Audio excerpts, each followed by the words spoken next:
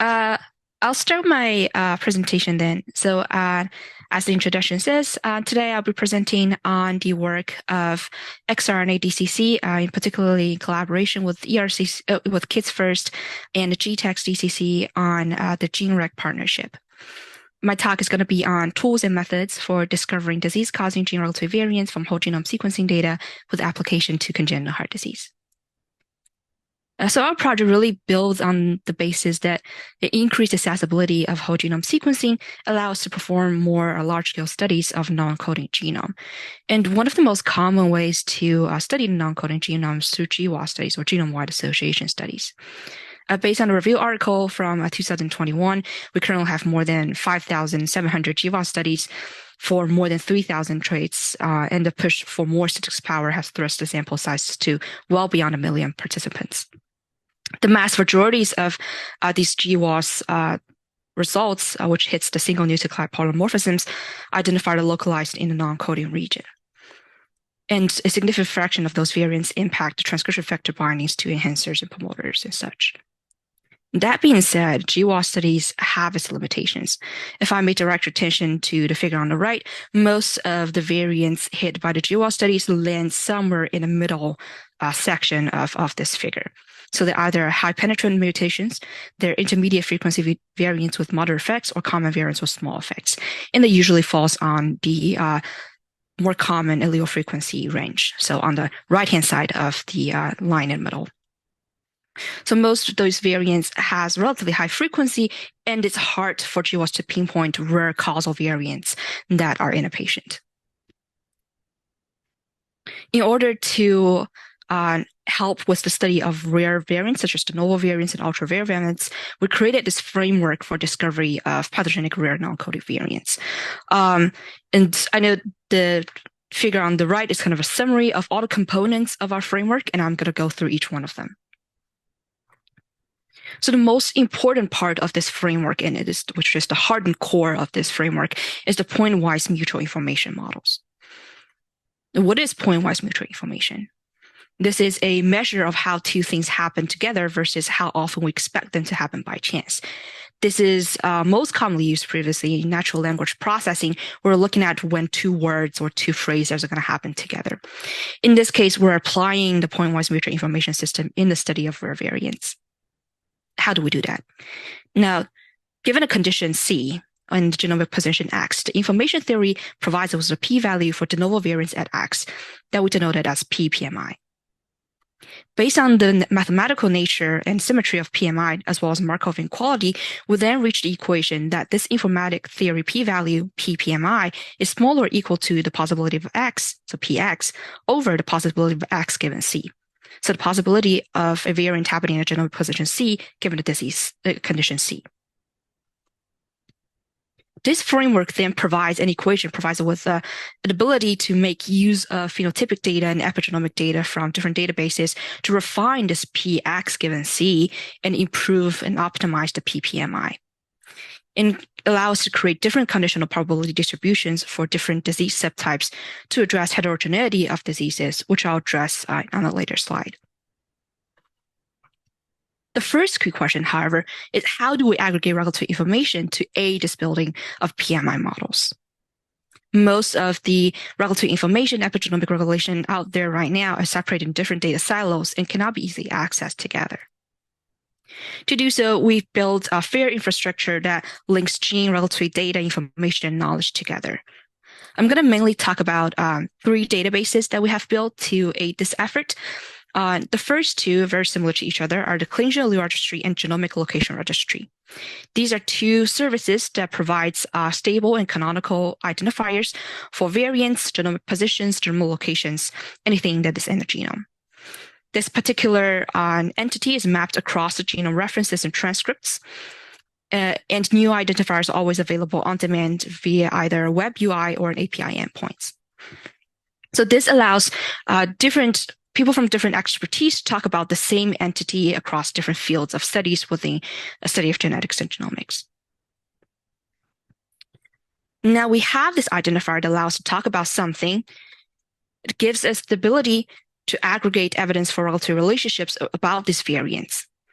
And we collate these regulatory information using the CFDE Link Data Hub. The CFDE Link Data Hub is a graph-based database that links excerpts of information from different databases. The purpose of Link Data Hub is not really just another place to hoard information, but we want to connect the different databases. So we also provide links to the original source of information about those variants.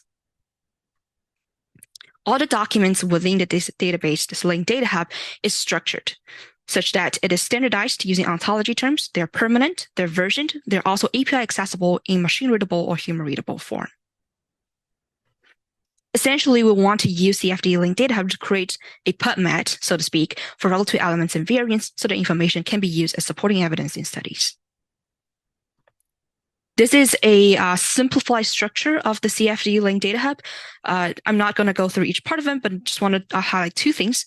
One is if you look at the color-coded parts of this graph, we have a red section, which is the information section, and the blue section, which is the knowledge section. The information section are examples of it would be EQTLs or SQTL. So these are results of data processing based on specific methodologies. Knowledge, on the other hand, are assertions supported by different evidence that are not tied to any specific methodologies. So you could think of as a summary of different sources. The second notable things I want to point out in this particular structure is everything within this Link Data Hub graph is linked to a context collection. This can be a tissue or cell type, but essentially the context of specific studies or specific statement being made. CFDE Link Data Hub is currently linked to regulatory information from more than 10 different sources, covering most human coding genes. You can take a look at its statistics, but I only want to point out two things. One is we have regulatory information from Screen database. So this is a cis regulatory element database based on ENCODE data. We also from allele-specific epigenomic signatures from the NTEX and ROMAP studies, as well as EQTL and SQTL from the GTEC studies. Other information such as NOMAD, allele frequencies can also be found in the Link Data Hub. Now that we have these regulatory information excerpts in one place, it helps us to build different PMI-based probability model based on this tissue and cell type specific structure. How this is done. So I just want to show one example where we're building a cardiomyocyte-based PMI model. In this case, we take all the cardiomyocyte-associated tissue and cell types from CFDE Link Data Hub, and we queried for evidence and knowledge associated with that particular context. We then would be able to get regions, for instance, that are active in cardiomyocyte-associated tissues or cell types. We then, based on the PMI, upweighted the probability of a rare variance or de novo variance at a particular genome position being upweighted in this condition. We then compare this PX given C with PX to get the PPMI for each patient based on this PMI model. This then helps us to identify a rare index variant for each patient or rare ring var. Now, we first apply our PMI models in a sample or a primary use case of congenital heart disease. It is one of the most common congenital disease in the U.S. with a high occurrence every year. Previous studies of de novo variants of the variants that appears in congenital heart disease patients showed that only a small portion of these have known causes, and only 8% of this are contributed by coding de novo variants. This therefore tells us that there's a high probability that non-coding variants contributed to congenital heart disease as well. In this case, we're using data from the Case First database, where we'll have around 1,000 congenital heart disease cases from this publication that makes use of Case First data. We also use as a non-congenital heart disease control from the same publication.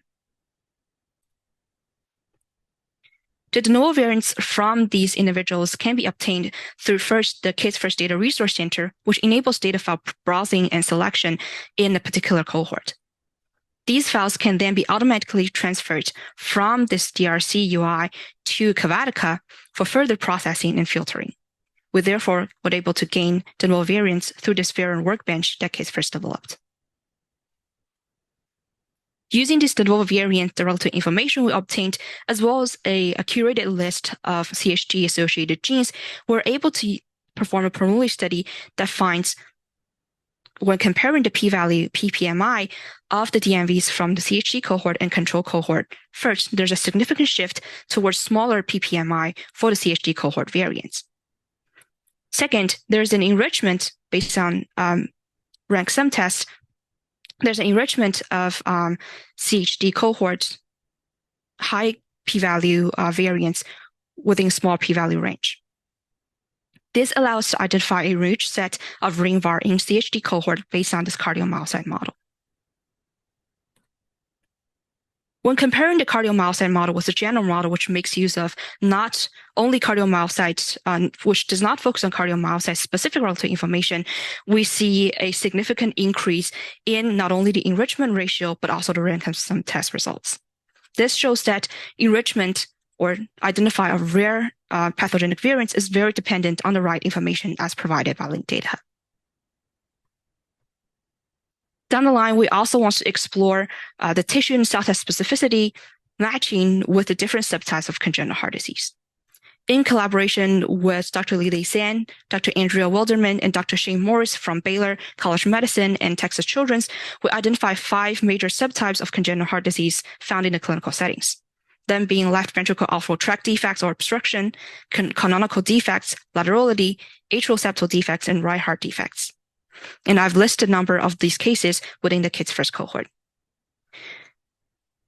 We want to use our models that are being built in different tissues and different cell types and match them to the different congenital heart disease subtypes to identify rare variants in a more accurate way. All these regulatory information analysis tools are currently publicly available by either UI API or Kavatica app. First, we have the CFDE link data hub, which is accessible through this link on the slides. This provides you a chance to use the UI to identify human-readable information, but the same information is also available through API endpoints, and JSON documents can be captured for machine-based analysis. We also, just a sneak peek into the future, we're also developing a possibility for you to own your own instance of Link Data Hub so you can explore it or develop it as you want. The PMI models, the cardiomyocyte one and the general one, are also currently available on, should be available on Kavatica soon. We're working with the Kavatica team to make this model be publicly available through public projects and app.